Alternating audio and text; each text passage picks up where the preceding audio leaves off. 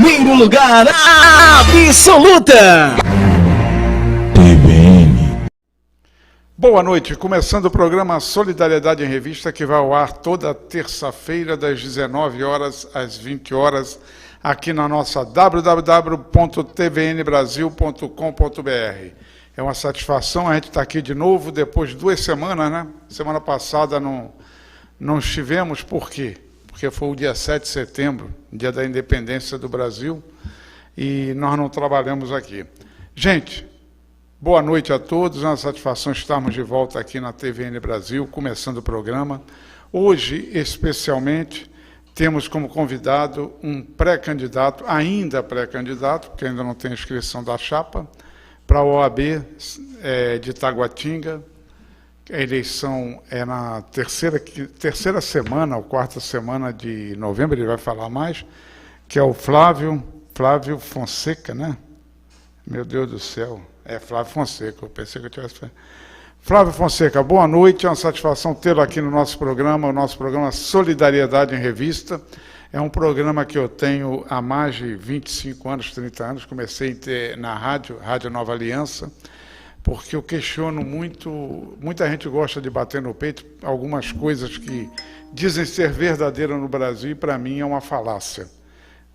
Nós não somos preconceituosos, nós não somos racistas, nós somos solidários ao extremo e eu discordo de praticamente todos esses pensamentos, porque se nós fôssemos solidários, se nós fôssemos realmente cristãos convictos, nós não teríamos a sociedade mais injusta no planeta Terra.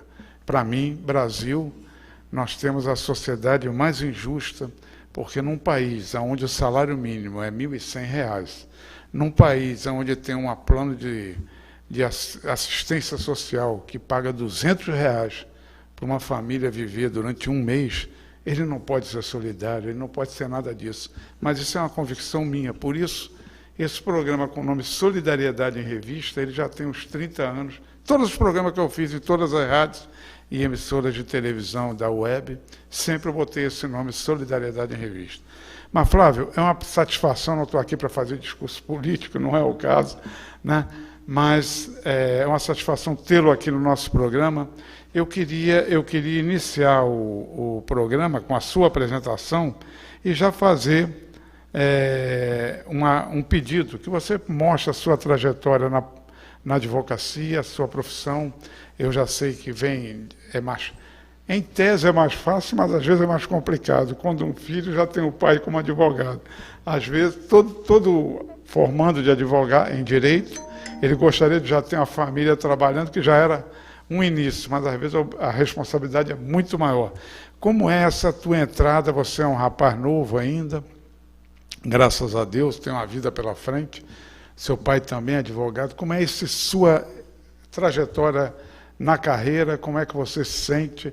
Como é que você vê isso tudo para você, Flávio Fonseca?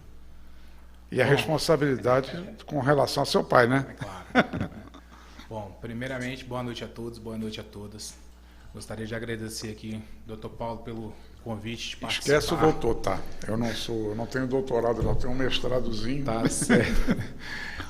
Agradecer ao Paulo pelo convite de poder participar aqui desse programa, um programa aí já de muitos anos, né, como foi colocado. Para mim é uma honra estar aqui presente e poder falar para o seu público, para me conhecer um pouquinho, saber um pouco da minha trajetória, o que a gente pensa, para onde a gente pensa em seguir, não é isso? Então, meu nome é Flávio Fonseca, como o Paulo colocou aqui. Eu sou nascido em Brasília, sou de Taguatinga, minha vida inteira passei aqui em Taguatinga. Sou filho de advogado, né? O Dr. Sérgio Antonino Fonseca é meu pai, foi o primeiro advogado da família. Começou a trilhar essa caminhada aí dentro, né, do direito, abriu o escritório sempre em Taguatinga, a vida inteira em Taguatinga. Hoje estamos ali na QNB, né, sempre perto do centro ali. Uhum. Antigamente era na C10, depois fomos para a QNB e continuamos lá até hoje.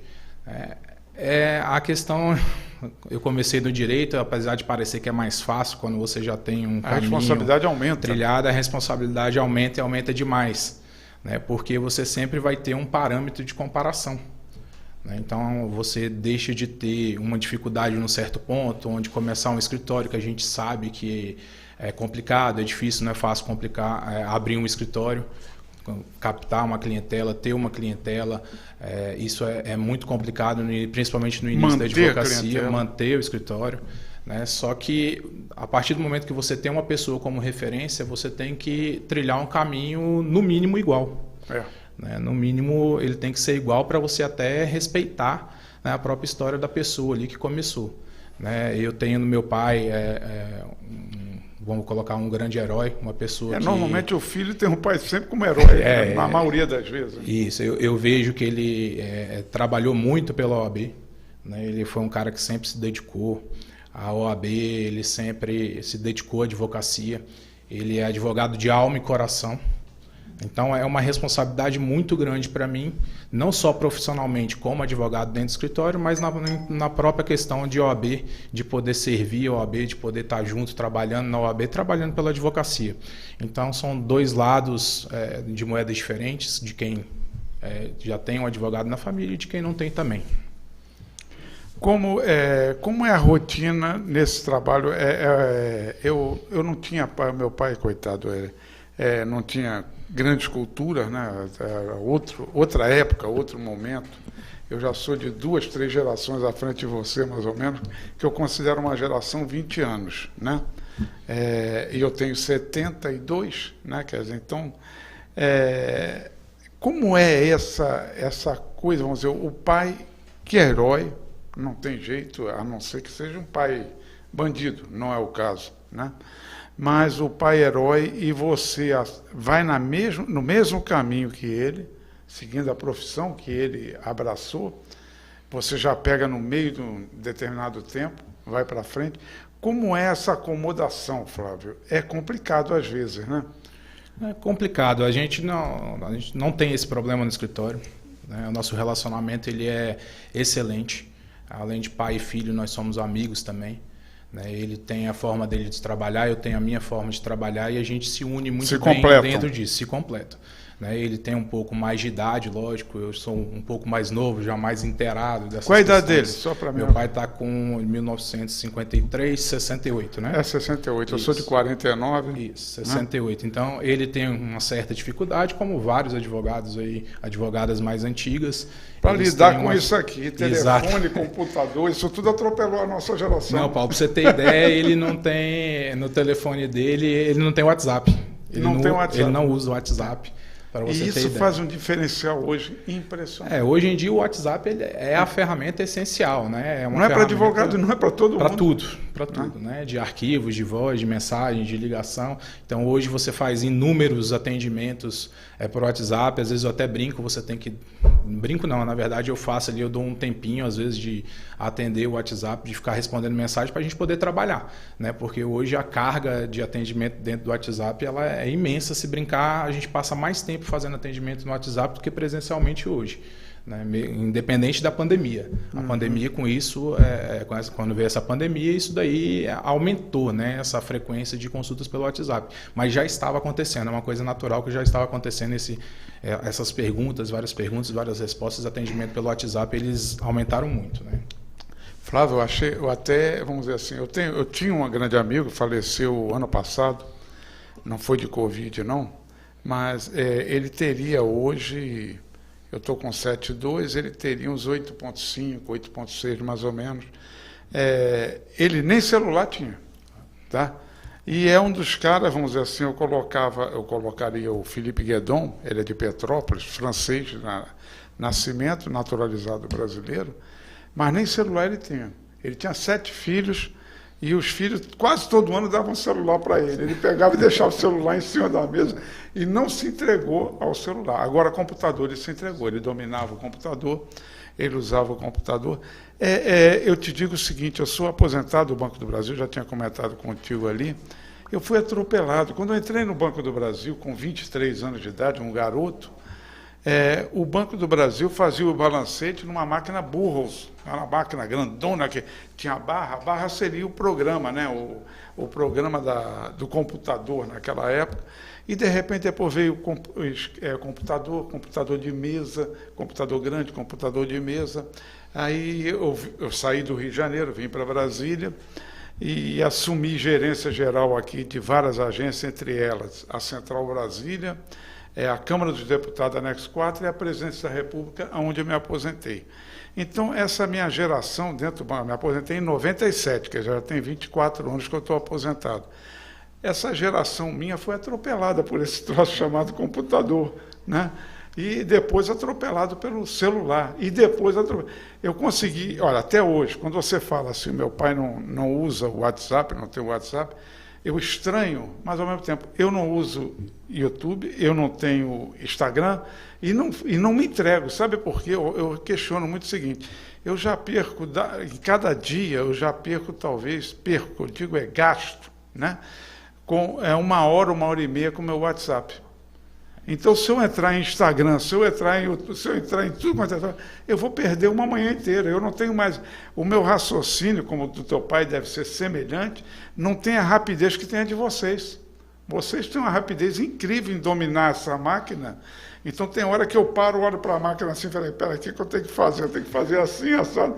Então, você perde um tempo que o mais jovem, não perde. Eu reconheço, primeiro eu estranhei do seu pai, mas... Depois, quando você vai parando e pensando, vai vendo, não tem Instagram, não tem YouTube, não tem nada desse negócio também. A única coisa que eu me rendi foi o danado do WhatsApp.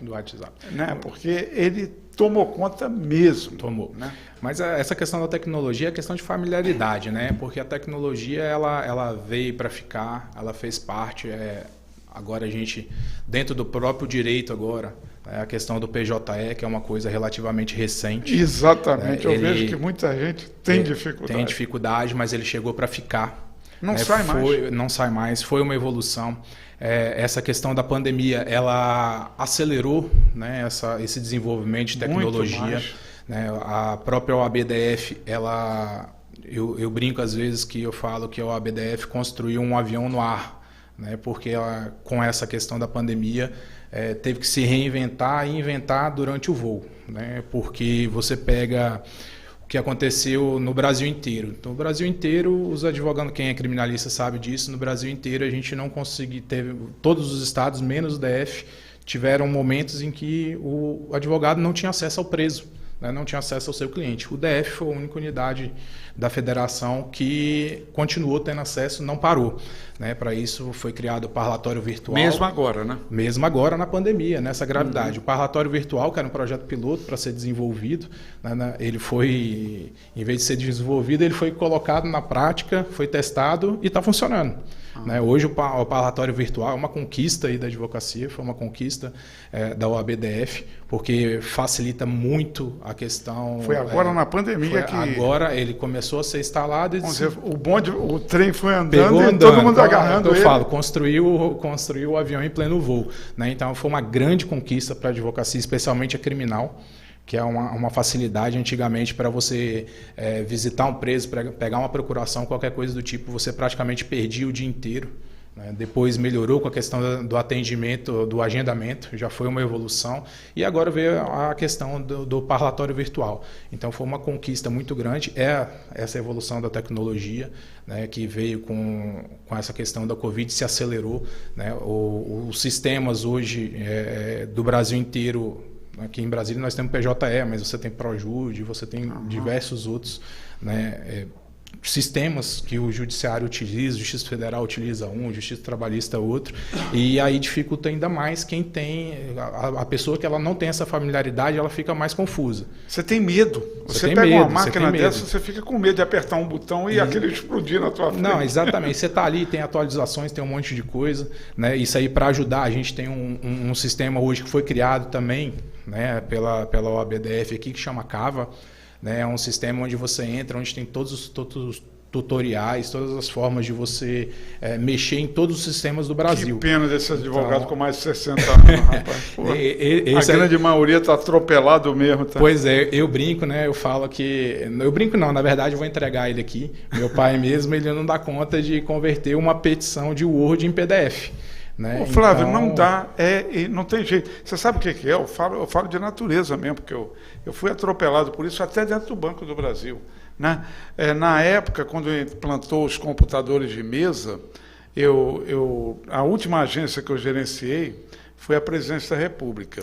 E foi a primeira agência a abrir aqueles terminais de terminais de atendimento do cliente, do correntista, antes dele chegar dentro da agência. Né? Ele primeiro vê os terminais todinho ali, na maioria das vezes ele faz tudo ali, ele dificilmente ele vai lá para dentro. Mas eu peguei justamente essa mudança. Eu era gerente da Presidência da República, da agência Presidência da República. Aí foi lá um cara do DEORG, Departamento de Organização do Banco do Brasil, para instalar os computadores de mesa dentro da agência. Aí, quando ele explicou para mim como é que ia acontecer, eu não sabia manusear computador de mesa. Eu fiz os cursos dentro do banco, mas, na realidade, eu não sabia. Aí, o que aconteceu? Quantos computadores, ele perguntou para mim, quantos computadores de mesa você vai querer? Aí eu falei, peraí, eu tenho 5 atendentes aqui na frente, eu preciso de 5 computadores, um para cada mesa. Aí o cara, mas não tem condição não. Eu falei, peraí, e você me vendeu a ideia, me convenceu que cada funcionário que vai estar no atendimento vai atender o cliente com o computador ligado direto ao computador central, que vai fazer tudo ali. E agora que eu digo que eu quero um computador para cada funcionário do atendimento, você diz que não tem. Espera aí, eu vou resolver isso. Aí eu liguei para o diretor da área e falei, estou aqui com a situação, o rapaz que está fazendo a implantação do novo sistema, e ele disse que não pode botar nenhum computador em cada mesa. Não, pelo amor de Deus, me passa o telefone aí, passou para o cara. Aí o cara falou, não, tem que instalar sim um computador. E realmente instalou. Hoje em dia você chega no Banco do Brasil, em qualquer banco, né, em qualquer banco, o cara atende você num computador, ou às vezes só com uma telinha, no notebook até, né? Rapaz, isso daí atropelou essa geração de uma tal maneira incrível, incrível. E você vê, Paulo, hoje meu pai ele tem aversão a essa questão de tecnologia, mas não era assim não. Eu lembro muito bem de criança, eu chegava no escritório e primeiro ele estava naquela máquina que a gente digitava um por um, batia um por um. Depois lançaram aquela outra que era da bolinha redonda. Aquela esfera, da esfera redonda, que esfera, apagava, né? Exatamente. Era IBM. Então, da IBM. Ele já passou para esse tipo de máquina. Depois veio o computador, que acho que era 386, que a gente chamava na época. Era 286, 386 e 486. Isso, eu não sei como é que foi a evolução, não me lembro mais como é que foi de 4. Exato, e era aquela impressora matricial, fazia tim, tim, o formulário era contínuo. Isso tudo ele participando dessa evolução. Depois que ele ficou mais velho, que ele passou até essa versão. Hoje, se você falar com ele de fazer um curso, qualquer coisa para se atualizar, para se fazer, ele tem a versão. Eu não concordo com ele. Eu acho que todo mundo tem que se adaptar. Flávio, cansa. A gente sabe que cansa. A gente sabe que cansa. Eu costumo dizer, eu tenho meus filhos, minha filha e meu filho, tenho os enteados também. É complicado. Os caras estão num ponto... Quer dizer, eu olho para uma máquina dessa, um computador, isso aqui é um computador. Eu não uso 5% que esse telefone aqui meu tem de capacidade. Não uso por quê? Porque eu tenho... É medo mesmo. Você chega uma hora e fala assim, se eu apertar aqui, depois eu não vou saber voltar. Isso, acontece. Né? Não vou saber voltar. Eu mesmo, de vez em quando, eu não mexo também não, porque às vezes eu falo, gente, o que é isso aqui? Eu peço socorro. Meus filhos. Né? Então, eu chego e me socorro. Eu tenho o Cauã, né, que é o mais velho. Tá com 14 anos. Eu tenho o Cauê, meu neto, que tem 9 anos. Quase Cauã aí. E tem o mais novo, que é o Vitor, né? Que tem 11 aninhos. Então, eu me socorro deles. Às vezes com esse negócio de Instagram. Não, já bota o dedo, já vai mexendo. A gente vai lá, liga e desliga. O que eu acho que o desespero que eu botava lá no meu pai e no meu avô antigamente, mexendo nos videogames, mexendo no trem, é o que eles fazem comigo hoje. Né? Só mudou o nível, que hoje o menininho, a menininha já nasce.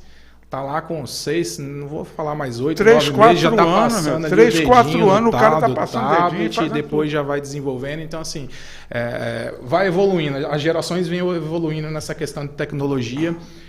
Só que a gente não pode ficar para trás, principalmente a advocacia, porque hoje se você não evoluir, se você não se reciclar, você fica para trás. Meu pai não tem muita essa dificuldade, porque eu estou no escritório, a gente tem algumas pessoas, apesar de ser um escritório pequeno, a gente tem algumas pessoas que ajudam a gente, né? Então ele dá um grito lá, eu corro, o outro corre e vai levando, né, dessa forma.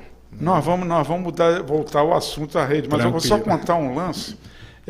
Quando surgiu o fax, né? Eu lembro, ele teve também, você está vendo que ele não era avesso à tecnologia depois que ele ficou. Mas o cara instalou um fax na minha mesa, eu era gerente da Câmara dos Deputados. Não, minto. Na 504 Norte ali, na agência 504 Norte, na W3 Norte. Aí vieram instalar o fax. Era a coisa mais moderna que tinha no momento, era a instalação do fax. Então, aonde vai ficar esse fax? Na mesa do gerente geral. Pô, essa é a coisa mais importante, né? Mais nova, aquele negócio. Aí eu falei, não, pode estar aqui, atrás da minha mesa, aqui, ó, atrás da mesa. Só que o cara me explicou, eu não consegui entender. Aí o que acontecia? Eu não sabia manusear o fax. E quem manuseava o fax, Hélio Caso, era o menor aprendiz, o garoto de 14 anos. Aí eu chamava, vem cá, fulano, pega aqui. Aí eu ficava olhando para o fax, ele manuseando, para aprender, porque eu tinha vergonha de perguntar. Eu não sei manusear. Mas eu jogava a influência eu era o gerente geral da agência, então mando e o cara tem que fazer. Então você vê essa geração que passou durante esse sofrimento todo, desse tempo todo, né? E hoje eu continuo trabalhando, mesmo depois de aposentado no Banco do Brasil, continuo em atividade e pretendo ficar em atividade o tempo todo. Porque aí, senão, sim, você fica ultrapassado. Exatamente. Você começa a viver dentro da sua casa e ser até uma pessoa transparente, que ninguém te vê. Esse é o meu grande medo na minha vida, eu com 72 anos, é me transformar num fantasma dentro de casa. Quer dizer, ninguém vê esse velho chato, esse negócio todo. Não tem. Dói, que às vezes você sente que se você não estiver atuando, se você estiver dentro de casa, vendo televisão, dentro de casa sem fazer grandes coisas, você é ultrapassado muito rapidamente.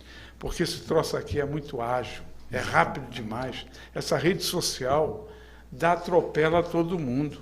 E atropela de uma forma brutal, se você parar e pensar, é de uma forma brutal, né? O problema da rede social é a gente passar a viver a rede social como se fosse nosso mundo real. Muita gente está esquecendo que o mundo real ele está aqui fora, ele não está no telefone, ele não está no computador, ele está aqui fora. A gente vem perdendo aí, as pessoas vêm perdendo o relacionamento, perdendo o contato. Estão perdendo a razão. Muitas vezes essa questão da própria pandemia acelerou a questão das audiências virtuais. Era isso que eu queria bater. Nós advogados e advogadas passamos a fazer essas audiências online. É uma facilidade para a advocacia, mas eu particularmente eu não sou muito fã. Ô Flávio, eu gosto do queria contato bater. com o Eu não sei se eu posso complicar, mas se eu complicar, me desculpa. Se eu puder esclarecer. Porque é um problema que eu tenho até meio interior. A audiência virtual, ela está fazendo o mesmo, na minha visão, eu posso estar enganado, não digo que eu sou o dono da verdade, ela pode estar fazendo um mal muito grande. Porque a partir do momento em que você já não trata mais o outro lado como um ser humano, é alguém ali, parte um número, não tem problema. Você julga, eu vejo julgamentos, embora eu não seja advogado, mas eu participo, a grande parte dos meus amigos é advogado, diria que 60%, 70%, eu me meto sempre no meio de advogado. Quando eu me aposentei no Banco do Brasil, montei uma factory, onde era eu e mais 6 sócios. Os 6 outros eram advogados, eu era o único que não era advogado, né? Então, sempre me meti no meio de advogado. E julgamento virtual, ele é muito seco. Na minha visão, ele é muito seco. Ele transforma, ele influencia, muitas vezes, sentença muito seca, muito cruel, porque não trata aquilo ali. É o medo que eu tenho, enquanto cidadão, vamos dizer, quando alguém me liga, quer resolver tudo por telefone, eu falei, gente, por telefone não dá, vamos conversar, vamos marcar e conversar, porque não dá, eu tenho que ver a pessoa, Isso, você perder esse contato humano, eu não sei que sociedade vai dar lá na frente. Eu tenho minhas dúvidas, e na parte jurídica, na parte de julgamento, que você só procura justiça. Quando é que você procura um advogado? Quando é que você procura a decisão de um juiz? É quando você, enquanto pessoa, não consegue chegar a um acordo com a outra parte. Exatamente. Aí você chama alguém, vem cá me ajudar. E essa pessoa que vem ajudar para definir, já ajuda equivocadamente. Como é que você vê essas audiências virtuais e julgamentos virtuais? Olha Quando só. entra nos tribunais superiores, então, a grande parte é virtual. Aí a gente vê turma, que vira turma. Tudo virtual. Então, o que acontece? O processo ele já é uma coisa muito dura, muito dolorida. Com certeza. Ou você está mexendo ali com o patrimônio da pessoa, com a família da pessoa, com a liberdade da pessoa. Então, já é uma coisa muito sensível o que está ali. A gente brinca que o que não está nos autos não existe no mundo, isso é verdade, só que essa questão da audiência virtual, ela cortou o quê?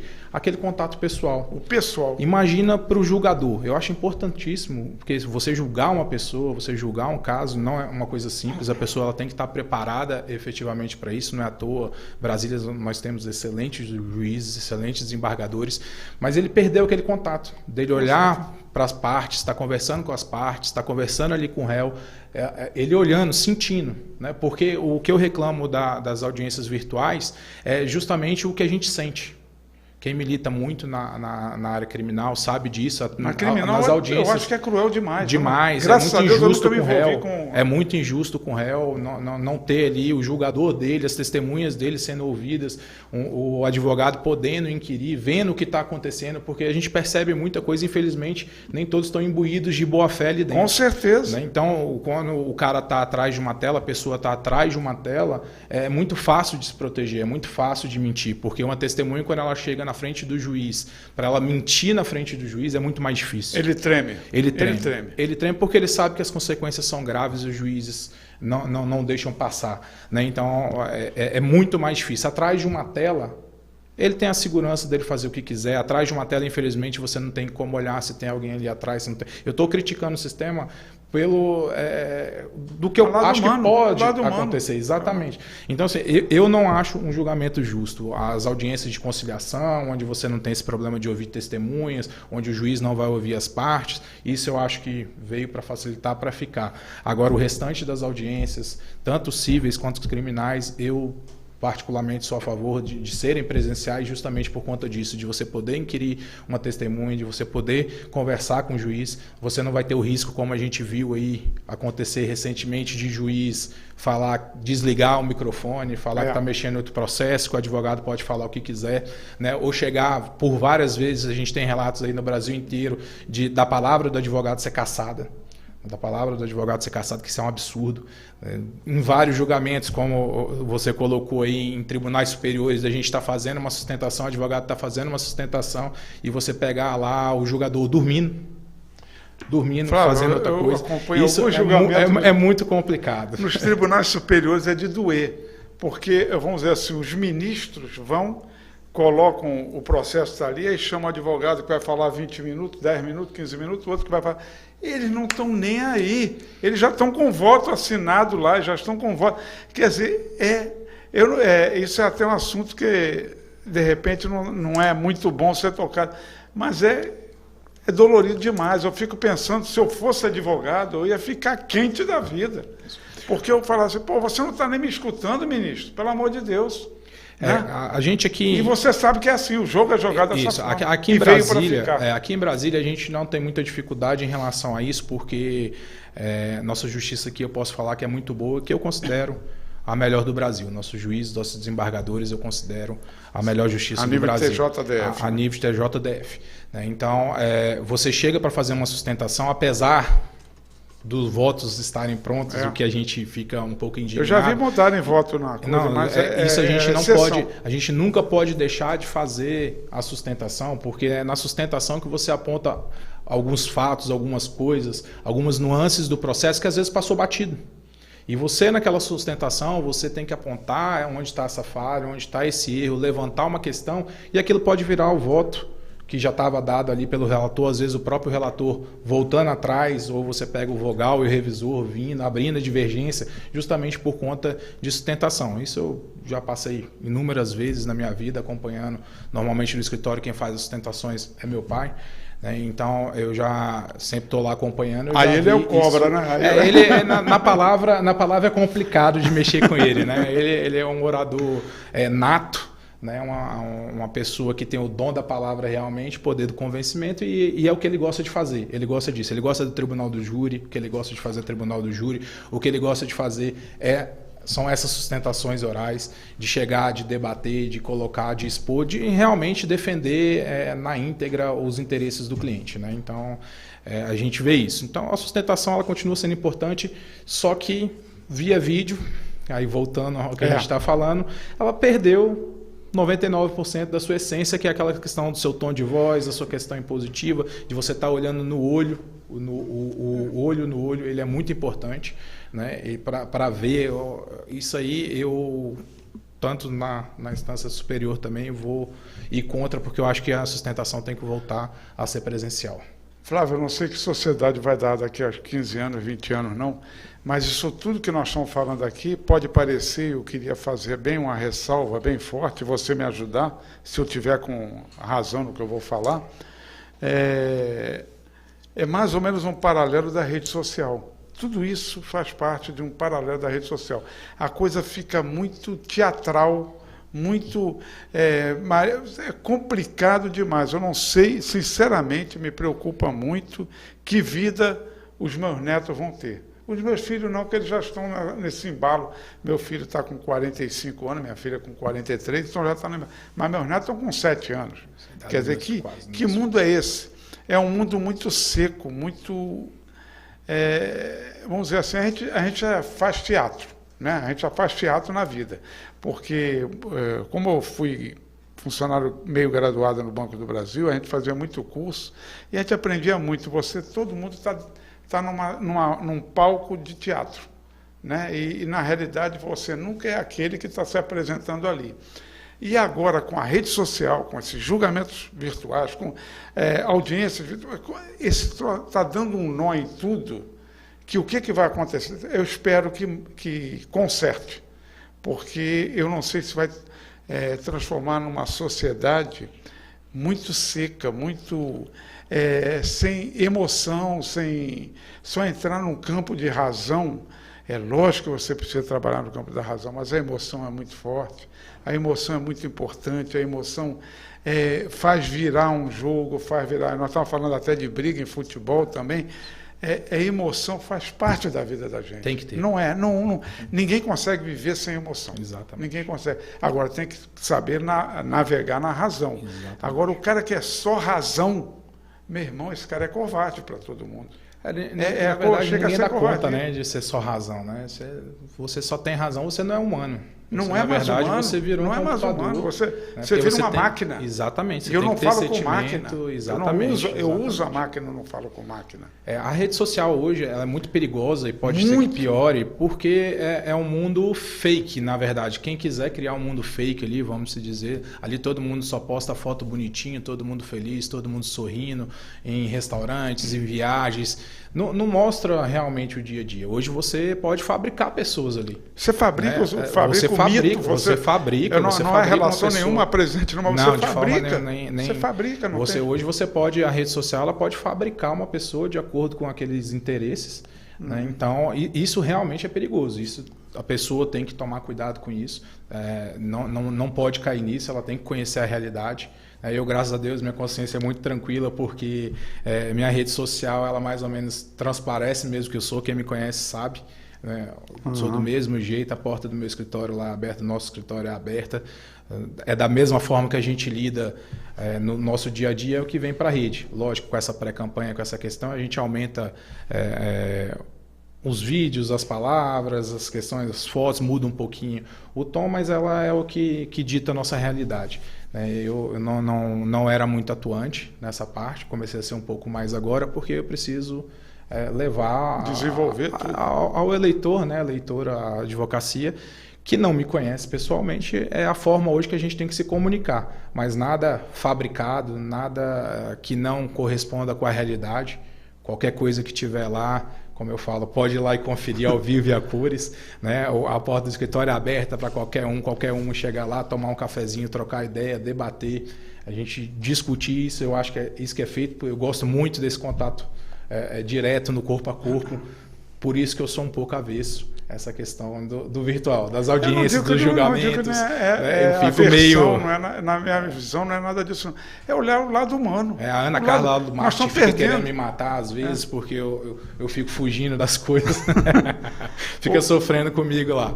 Ô Flávio, seu pai foi presidente da OAB Itaguatinga. Isso. Né? E você vai concorrer, né? Ainda não tem chapa registrada, porque não é o momento, está chegando o momento, né? Como é que surgiu dentro de você? É lógico que tem uma influência, não deixa de ter uma influência do seu pai, seguir mais ou menos essa linha, seguir, tem que ter política, você tem que fazer na vida, você faz na vida o tempo todo, né? E política não é coisa suja, política é coisa séria, política é a arte das artes, política nós precisamos dela, sem política não tem essa televisão, sem política não existe a vida, não existe a escola, não existem os hospitais. Nós necessitamos da política. Agora, uma política decente. Não é essa que nós vivemos no Brasil, não é desse governo, é de vários e vários governos, várias e várias camadas sociais. Como é que surgiu na cabeça do Flávio essa vontade de concorrer para a subseção de Itaguatinga? Não deixa de ser, você nasceu lá, você se criou lá, com certeza. Você trabalha lá, você deve morar lá, inclusive, imagino eu. Então, como é que surgiu essa vontade de ser o presidente da subseção de Itaguatinga? E em que contexto você está nessa eleição a nível da seccional também? Como é que está essa história toda do Flávio inserido nesse contexto todo? Vamos mudar aquele troço não, que de repente até não te ajuda eleitoralmente. Não, tranquilo. Mas é o sincero, é o honesto. Não, bom, Paulo, como já colocou, meu pai é advogado, então eu desde muito novo eu passei a viver, né, o mundo da advocacia, vendo ali a luta diária do meu pai, que essa é a luta diária da advocacia, de matar um leão por dia. Com certeza. A gente colocar aí que um tá assim, outro tá assado, isso não significa 1% do nosso mundo. Na verdade, a advocacia ela mata um leão por dia. Com certeza. Alguns vendendo o almoço para comer a janta, infelizmente. Então, e a renda per capita de um advogado em Brasília é muito baixa. Eu já falei várias vezes aqui no programa. Até tem a quantidade também de advogados, tem uma série de coisas que influenciam. Então, eu cresci vendo isso. E ao mesmo tempo que eu cresci vendo essa dificuldade, eu cresci vendo meu pai se doando para a classe, indo. E às vezes não sendo nem reconhecido. Brigando pela classe, ele representando a classe, lutando por aquilo que ele acreditava. Inúmeras vezes eu conto, às vezes nos bate-papos que eu vou em escritório, de café da manhã tudinho, eu conto essas histórias. Por muitas vezes ele já cansou de sair de madrugada para pegar amigas advogados que chegavam em bar, quebravam tudo, não pagavam conta, e ele tinha que ir lá, ele resolvia, ele pegava, botava dentro do carro, levava para casa. Vários, infelizmente, que vieram a falecer, que não tinham condições sequer de ter um funeral decente, ele ajudou. Então eu sempre vi essa disposição nele em se doar, em representar. Doação. Em ter uma OAB forte, uma OAB realmente respeitada perante a sociedade. Ele sempre brigou por isso, de ter o respeito da advocacia. Ele fala da advocacia com boca cheia. Eu sou advogado. Ele fala que o terno é a armadura dele, e é verdade. É verdade. As nossas advogadas com as roupas é a armadura delas, o nosso terno é a nossa armadura, e nós temos que falar com orgulho que somos advogados e advogadas, e ele sempre lutou por isso. E acabou vindo a ser presidente, Itaguatinga, lá nos idos de 1990, já tem bastante tempo. Até hoje é respeitadíssimo, no nosso meio, não só em Itaguatinga, mas em todo o Distrito Federal. Ele é reconhecido pelo trabalho que foi feito. Isso é uma dificuldade para mim, que eu tenho que caminhar, eu tenho que fazer no mínimo igual. Não posso já tem um referencial. Já tem um referencial, vamos dizer, a tarrafa já está alta, o nível já está alto, então eu tenho que correr atrás para estar ali. Mas o que ele me passou e o que eu aprendi? Que a OAB tem que ser forte. A OAB tem que ser independente, a OAB tem que ser respeitada dentro da sociedade. Tem que ser corporativista ao mesmo tempo em prol da sociedade. Aqui dentro, aí vamos para a questão de prerrogativa, na questão do respeito, né? A autoridade, seja ela qual for, ela tem que saber que se ela desrespeitar um advogado, uma advogada, a OAB vai estar ali, vai estar batendo na porta, né? Vai ter problema com a advocacia, porque a advocacia ela tem que ser unida, tem que ser forte nesse sentido. Então eu cresci vendo isso, eu cresci vendo esse desejo dele de melhoria, de respeito com a classe. Desde que entrei, eu passei a trabalhar voluntariamente. Todo cargo da OAB ele é voluntário, né? Você vai ali porque você quer prestar aquele serviço para a classe. Eu já fiz serviço na subseção de Taguatinga como ouvidor, na seccional, em comissões.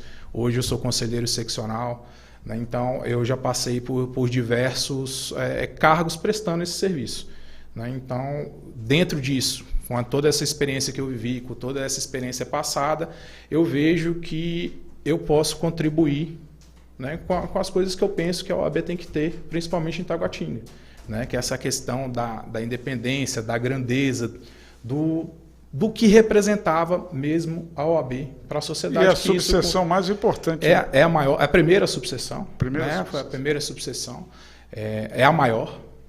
É a maior, então, sem menosprezar nenhuma, mas é a minha. Eu falo que é mais importante porque é a minha, né? Como o doutor Leonardo Rabelo em Ceilândia vai falar que é a dele, mas na verdade é a minha subseção. Todas as subseções são importantes. O Gustavo que está lá no Recanto, Gustavo, a dele é a mais importante. E vai exatamente. Então, assim, mas na verdade são todas irmãs. Eu advogo lá no Recanto, advogo na Ceilândia, eles advogam aqui. Na verdade, a OAB é uma só, né? Ela tem que ser uma só, ela tem que ser para o advogado. Então, a minha vontade é de continuar prestando esse serviço, né, para a classe, para trazer, resgatar realmente esse respeito da OAB, essa grandeza da OAB, principalmente com a sociedade. Hoje o advogado ele é visto como um número, o cliente está olhando ele e fala, nossa, o advogado, ele vê um cifrão na gente. Esse respeito ele se perdeu, né, ele se perdeu. A importância que a OAB tinha, aqui aí eu estou falando relativamente a Taguatinga, a importância que a OAB tinha perante a sociedade de Taguatinga, infelizmente se perdeu, né?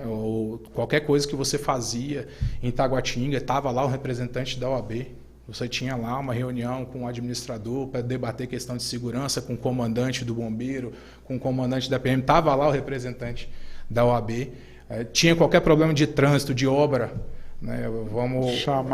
Chamava para opinar a OAB. Hoje você pega as ações grandes coisas, por exemplo, que nós vamos pegar aqui a inversão da comercial norte, comercial sul, de virar mão única, de ocupação do centro administrativo, questões que efetivamente refletem na sociedade de Taguatinga, são feitas por advogados, pessoas físicas, né, capitaneadas aí pelo também ex-presidente, nosso primeiro presidente aqui da subseção de Taguatinga, Willon Vander Lopes, né, que encabeça esses movimentos. Você vê que a própria OAB ela deixou isso de lado, ela não participa, ela não vem. E isso eu sinto muita falta, né? Eu sinto muita falta de chegar no auditório e estar lá o cidadão honorário, estar lá a pessoa da OAB lá em cima, entregando para os comerciantes, estando junto com o comércio, estando junto com os conselhos de segurança.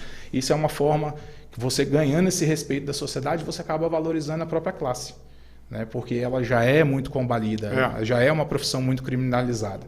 Então, na verdade, é isso. O que eu penso em OAB, eu penso numa OAB forte, numa OAB independente, numa OAB transparente, numa OAB com responsabilidade, né, com uma gestão eficiente. É isso que eu pretendo trazer com esse grupo que a gente vem montando, com esse movimento que vem crescendo, né, um movimento que representa todos os segmentos da ordem, jovens, negros, mulheres, de todas as formas, todos caminham lado a lado.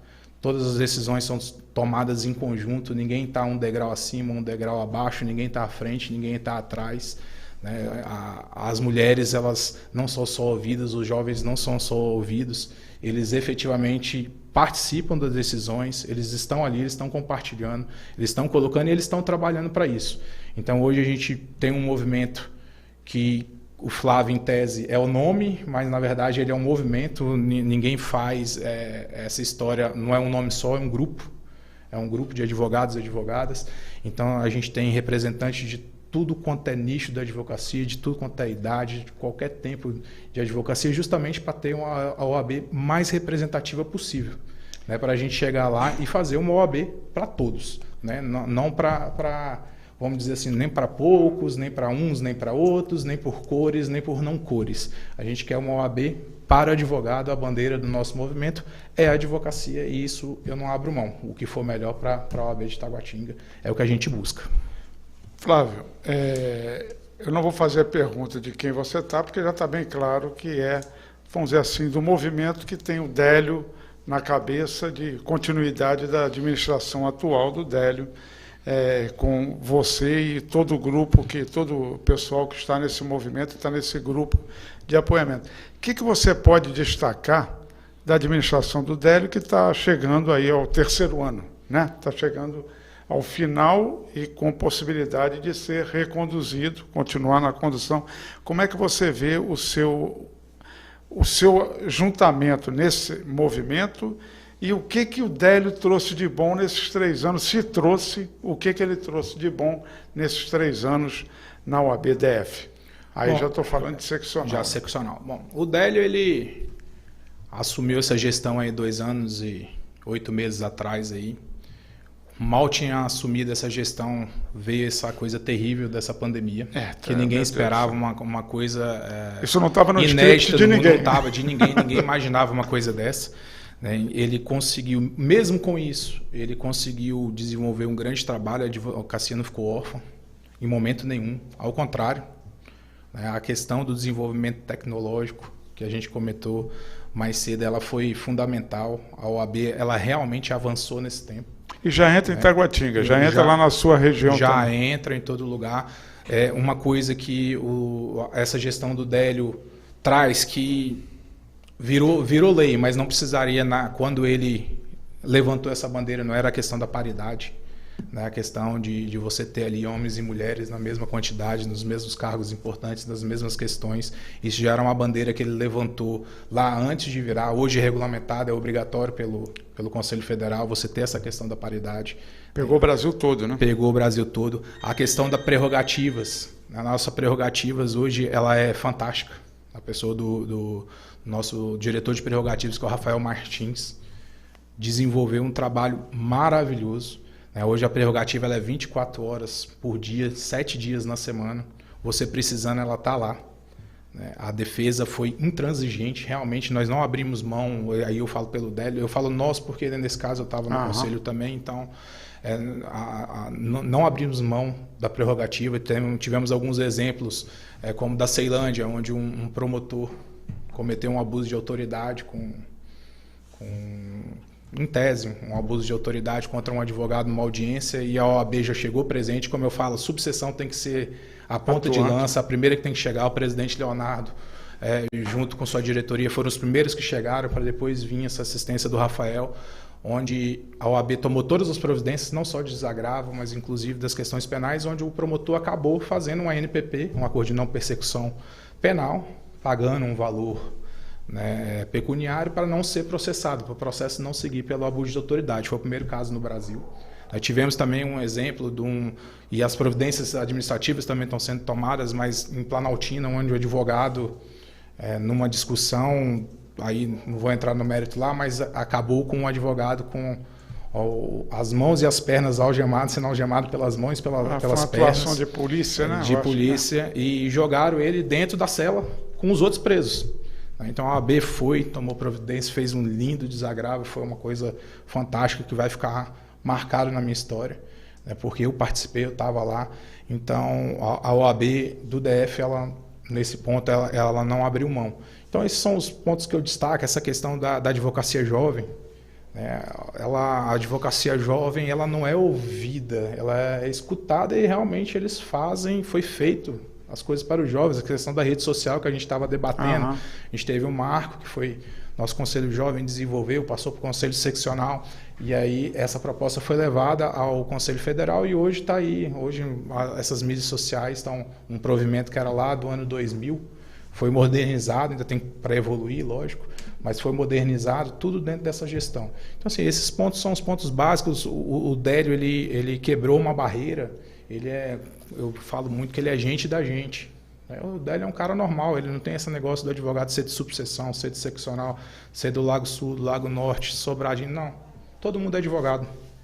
Para ele, todo mundo é advogado, todo mundo é advogado, ele senta, ele bate papo, ele vem, ele conversa, ele ouve, a porta está sempre aberta. Então, essa acessibilidade, ela faz muita diferença para mim. Isso aí é uma coisa que eu respeito muito nele, né? Essa acessibilidade, esse acesso que ele dá para a gente. Então, assim, Paulo, foi uma gestão realmente que ela evoluiu, mesmo com todos esses problemas, ela evoluiu bastante. Ela evoluiu bastante, não deixou a desejar. E estamos seguindo, né? Evoluindo, fizeram muita coisa, eu sei que vão fazer mais. Estão aí com essa nova proposta, dessa pré-candidatura para a reeleição dele.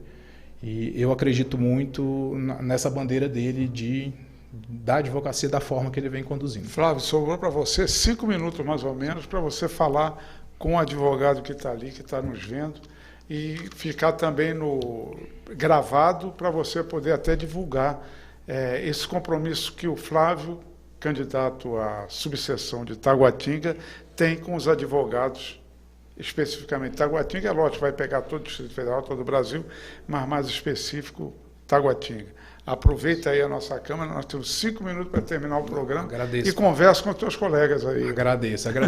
Não, gostaria de aproveitar a oportunidade aí para convidar realmente a advocacia taguatinguense, né, a vir conhecer o nosso movimento, chama Movimento Taguatinga no Rumo Certo, né, vir conhecer nossas propostas, vir conhecer como a forma da gente trabalhar, né, que é uma forma transparente, uma forma com responsabilidade, que você pode chegar e contar.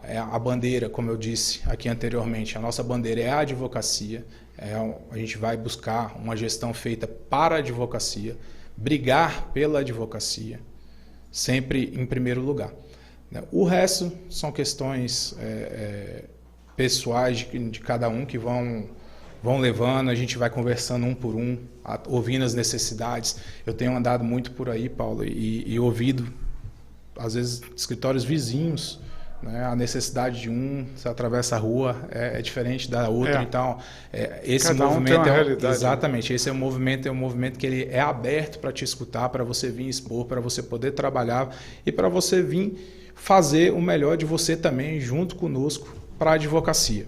Né? No geral é isso, a gente transformar, a gente resgatar essa nossa subseção, a gente resgatar o respeito da sociedade, a gente fazer uma OAB forte, uma OAB independente e uma OAB corajosa, que a OAB não pode se acovardar em momento nenhum. Mas a OAB jamais pode ser acovardada. Exatamente, e isso é o principal. A OAB não pode, a OAB ela tem que ser forte, ela tem que ser corajosa, respeitar a história dos que já passaram aí, né? Abrir espaço para as novas gerações que estão vindo aí, por isso que é muito importante os jovens estarem junto conosco. Nós temos vários jovens já compondo isso, por isso o nosso movimento ele é bem heterogêneo, a gente vai juntando todo mundo ali para justamente, eu falo que os jovens são o pulmão do nosso movimento, eles têm ideias novas, eles têm questões novas, têm necessidades diferentes também. Com certeza. Então, eles que têm que chegar e dizer, gente, é por esse lado que vocês têm que ir, não é por esse, são eles próprios. Da mesma forma, a advocacia mais experiente, vamos colocar assim, tem outras dificuldades, né? Dificuldade de realocação no mercado, dificuldades, às vezes, de uma dificuldade tecnológica, né, de não saber o avanço. Mas idoso é muito mais no campo tecnológico. Exatamente. Então a gente tem que saber respeitar isso, a gente tem que saber colocar, e o movimento ele é para isso. O movimento é para ele ouvir a advocacia e para poder botar em prática para a advocacia, para trazer o melhor para a advocacia de Taguatinga. E aí a gente está disposto, por isso que estamos juntos, caminhando juntos, com esse grupo que cada vez cresce mais. Ele é um grupo que está tomando corpo, é um grupo que está indo para cima.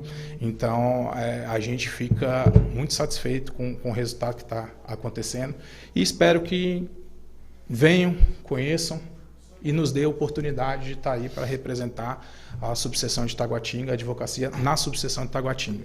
Quando será a inscrição para a OAB? Provavelmente a eleição deve ser na 3ª ou 4ª semana de novembro. Vai sair o provimento, assim que sair a gente vai saber a data certinha.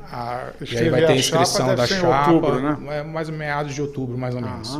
Salvo engano, são 45 dias antes, da eleição, então deve ser por volta de meados de outubro realmente. Então tem bastante tempo aí para o eleitor conhecer, não só nosso movimento, eu falo isso muito, não é obrigado a conhecer só o Flávio, só o movimento que acompanha o Flávio, não, nada disso.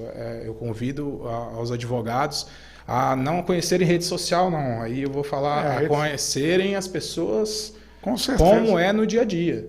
Né? Não é ficar olhando ali o sorrisinho bonito, aquela coisa que a gente monta, como a gente falou antes aqui, monta do jeito que quiser. Não, é conhecer na realidade. Vai lá, vai nos outros candidatos, conheçam os outros candidatos, venham na gente, conheçam a gente, conversem com a gente, debatam com a gente, debatam do outro lado. Né? Todos os lados têm coisas boas, né? Que você tem que aproveitar e você colocar na balança o que você considera melhor, né, para poder te representar aí nos próximos 3 anos perante a subseção de Taguatinga.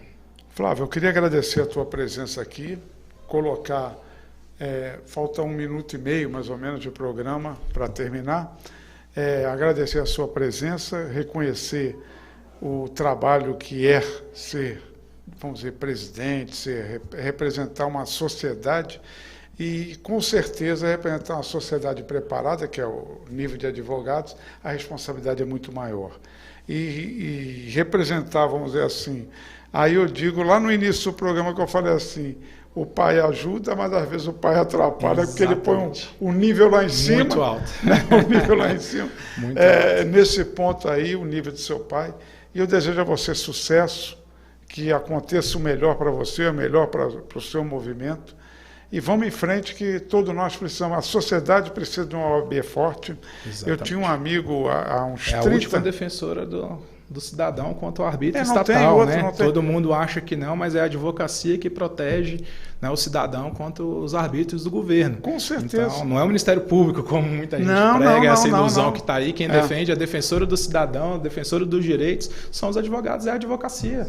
Com certeza. Então, a gente não pode... Eu questionei muito um amigo meu há uns 30 anos atrás, mais ou menos, falando assim, porque a justiça às vezes é injusta pra caramba, mas aí depende, se você perdeu a causa, você vai sentir ela é injusta, mas tem que olhar do outro lado. Né? E é aquela história, a justiça é feita, aí tem um ditadozinho velho que diz aos amigos os benefícios da lei, aos inimigos os rigores da lei, e aos indiferentes a lei. Talvez a justiça seja mais justa nos indiferentes, né? Que não olha nenhum lado nem outro. Não olha nenhum lado nem outro. Sucesso para você, eu desejo tudo de bom. Vamos enfrentar aí a eleição e só a sua despedida para a gente terminar o programa. Te agradecer novamente a presença, muito obrigado pelo convite, a oportunidade de estar falando aqui, não só para os advogados, mas para toda a sociedade, que é um programa que chega longe, e fazer o convite mesmo para a advocacia de Taguatinga, para vir conhecer o movimento, para a gente poder colocar a OAB Subseção de Taguatinga no rumo certo, que é o que está faltando para a gente aqui. Muito obrigado, Paulo. Obrigado, Flávio. Obrigado aos nossos telespectadores. Estamos chegando ao final do programa, agradecendo a sua presença, a sua audiência. E quarta-feira que vem, dia 21 de setembro, terça-feira que vem, às 19 horas, estaremos de novo aqui com o nosso programa Solidariedade em Revista. Fiquem com Deus, a paz de Cristo e até lá. Obrigado a todos e tchau. Fomos, fui, tô indo.